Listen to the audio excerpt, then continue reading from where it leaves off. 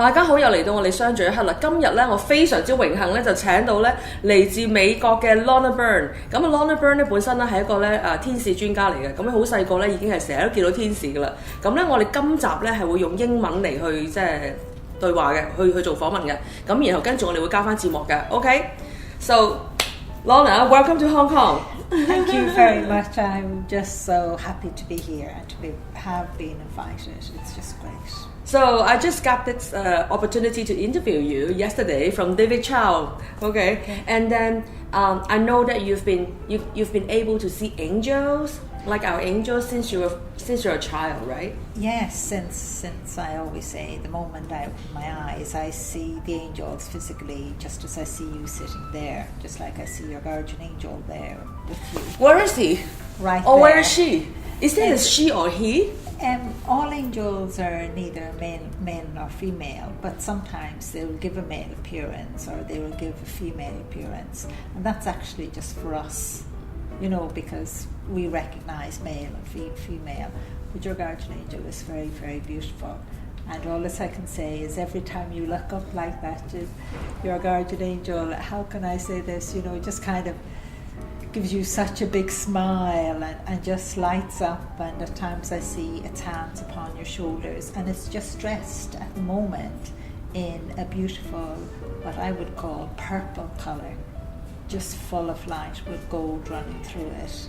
And your guardian angel never leaves you for 1 second, so you're never alone, no matter what you're doing in life, or I just say even if you're in the bathroom, your guardian angel is with you.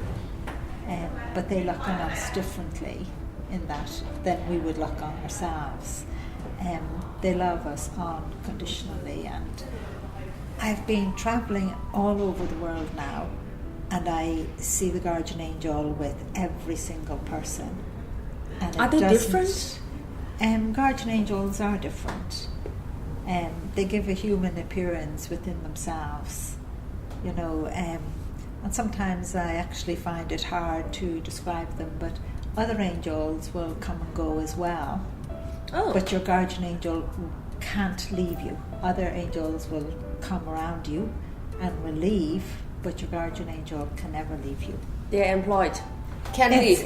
It's fully, it can't leave at all, and I think that's wonderful, because that is one of the most, what would you say, sought out messages that people have received from all over the world, and even children, even hearing from children or somebody at 90 years of age, saying how comforting that is to know that they've had a guardian angel all of their life, being there with them and going through everything that they have gone through in life, supporting them. And sometimes I would hear from children, and they might say, I was being bullied in school, but I knew all I had to do was ask my guardian angel to help in the situation. And then you could hear back from these children, a year later, and in the letter they're telling you that the bullying stopped. They made friends with the bully, who was bullying them. Yes. And they're happy again. And I think that's so important. I suppose when I was, a child, the angels used to say to keep it a secret, and I wasn't allowed to say anything to my mum and dad. And I always remember the time I was 2.5, I think I was only about that height, and I was playing in front of the fire with my little brother, and our hands touched, and it was like as if his hand went into mine and mine went into his, and I just burst out laughing because it was all sparkly, and I didn't understand. And it was then that the angel said to me that my brother had died as an infant, and that he was a soul, and that they were angels, and I was to keep it a secret. And, oh, wow. That was, I was only about 2.5, and yet I understood exactly what the angels were saying to me, and sometimes I would see my little brother in my mom's arms as an infant, because he would change age as an infant, and my mum would be asleep Would that in the happen? chair. Yes. Exchange age? It would change age, yes. Sometimes it was an infant. An infant again? Yes, and when he was playing with me in front of the fire, he was about 5 years of age, roughly that age. I think that's very comforting for people who especially mothers who lost a child. Yeah. And know that actually the children are still around. Isn't it? They are, and that's very important to remember. I tell everyone, you have a guardian angel that is the gatekeeper of your soul, and it's because your soul, that is why you will meet your loved ones again. And the soul of a loved one or a child does be in and around you, even though it's in heaven at the same time. It comes and goes. When a mother or a father or a sister or brother thinks of someone, maybe it was a sister, maybe it was a parent, or they feel the presence, they say, God, I felt Granny around me today. Well, they actually did, because Granny was actually there. Her soul was around you to give you that comfort or that strength you needed.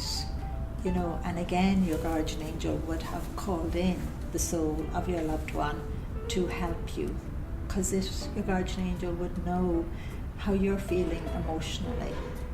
And again, I suppose I never realized, growing as a child and into a teenager and then into an adult, they all the time kept reminding me, you have to keep it a secret and say nothing to nobody. They told you that? Yeah, so I never did. And as years passed, I realized why. Why? Because I'm dyslexic. What is dyslexic? I know I'm not pronouncing it correctly. It is that you see letters and numbers all reversed, they move around. And for me, they move around. They don't just stay in the one spot. So even a sign at the airport, I could be looking for the ladies for hours. Yeah. Because I would never see the sign. I would just see so many signs, but everything would keep moving on them.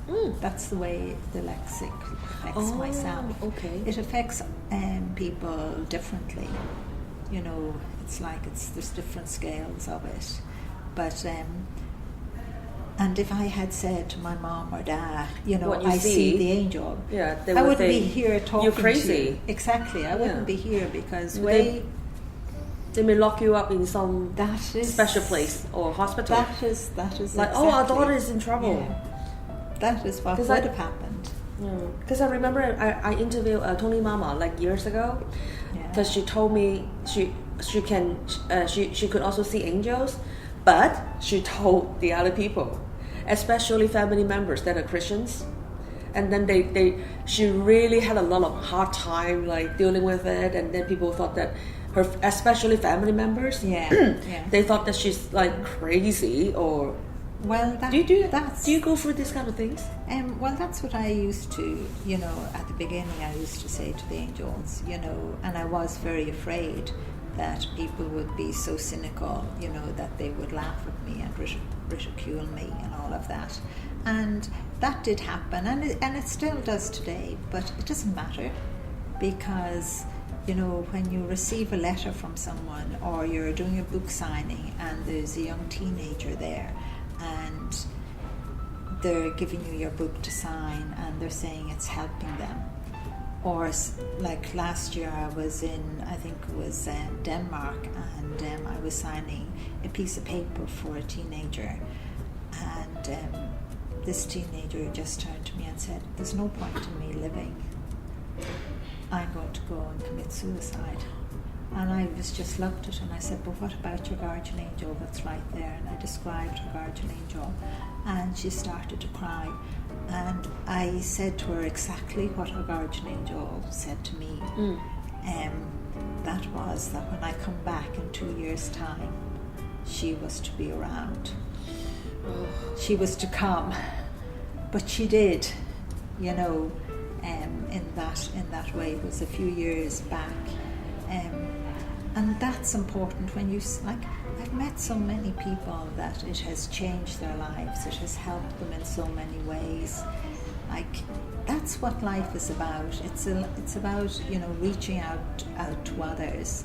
And I don't know why God chose me, why I see angels physically as I'm seeing you here. Oh, you chose it. I don't believe I did, because I kept on saying no. You know, it was only when I was married and I had my daughter in the pram, and I was going home from the shops, and the Archangel Michael came up behind me and pulled my hair, and I got annoyed with him, you know, and he just kind of laughed at me. They can be playful then. Oh yes, definitely. And he just said to me, Lorna, I have a message for you. It's getting near time for you to write. And I just now you can tell the world. Yeah, but listen, I was really cross with him because I stopped wheeling the pram and I turned and looked at him and I said, how on earth does God expect me even to write one book when I can't read or write? I couldn't literally, yeah, this is the miracle, you know, as well. So many things have happened. And he said help would be sent. And even then I didn't say yes, but I knew someday I would have to.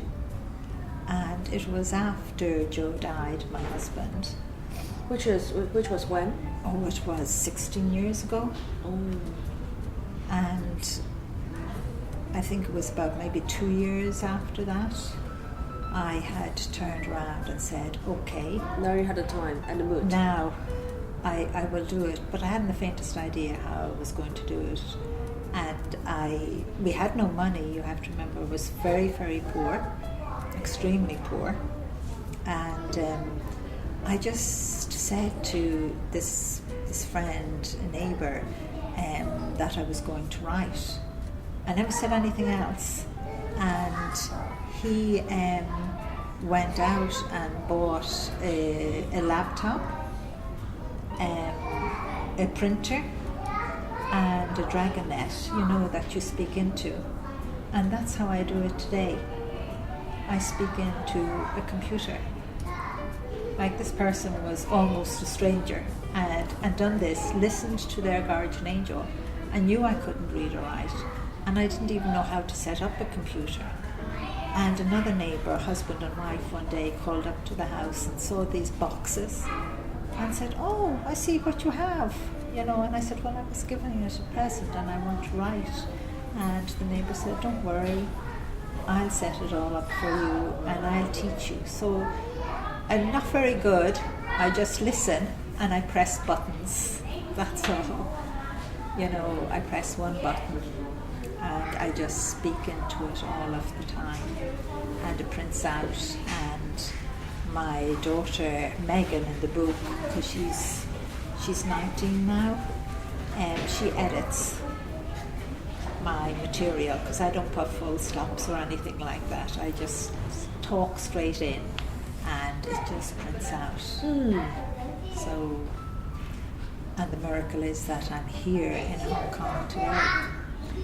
Like, so it is really amazing. It is, and I suppose it's so important for people nowadays to really know that, you know, we're human beings, but we have a spiritual side as well. That's our soul.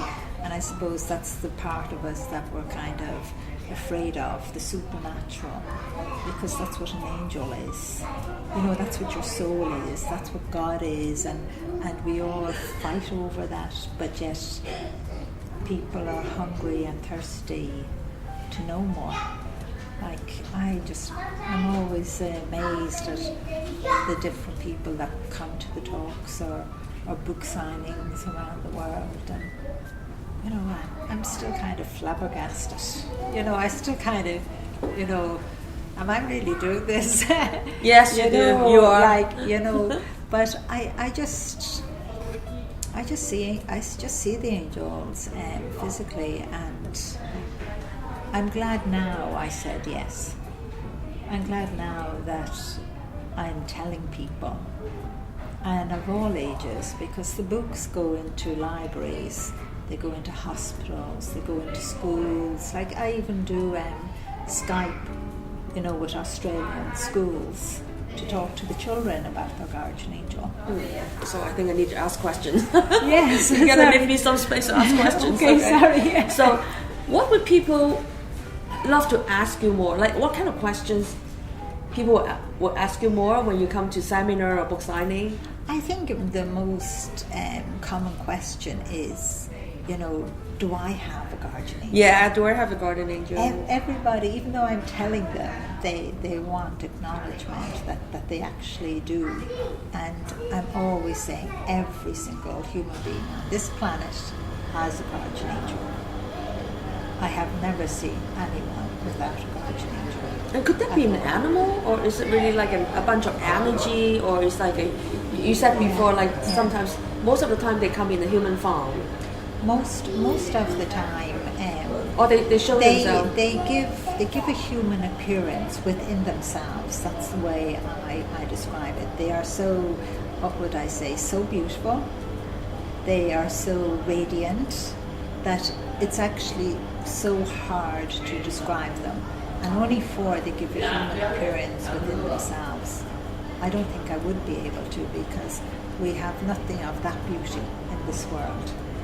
There is no human words, yes, to describe. And the other thing about all angels is that, their feet never touch the floor, the ground. They don't have to. It never touches. It always seems to be like, this cushion. It's like an energy between them and the earth.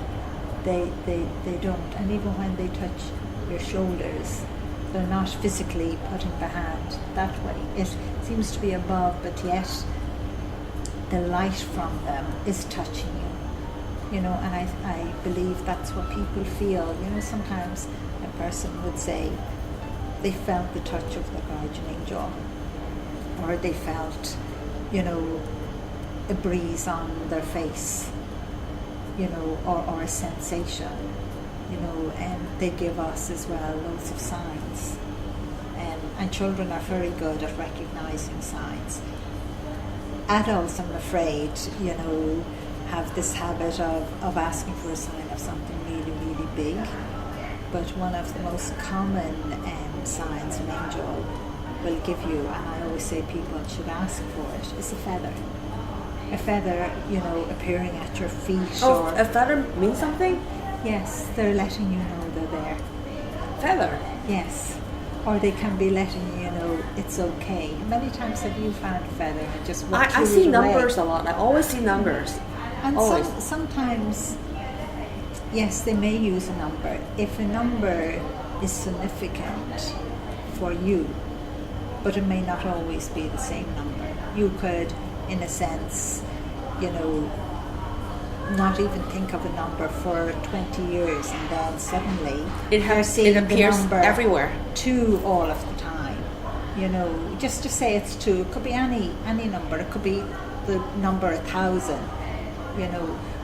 Well, that's a sign for you. If things are going good in your life, it could be a sign that you're going all the time in the right direction. The same as a feather, the same as, if a bird keeps landing on your windowsill, and then it could be the opposite. If things aren't going well, that they're telling you, you're going to get through this. Okay. All right, so we have the first 20 minutes gone. Just fly. Okay, So, we're going to take a short break, and then we'll come back and talk more, right? okay, that's brilliant.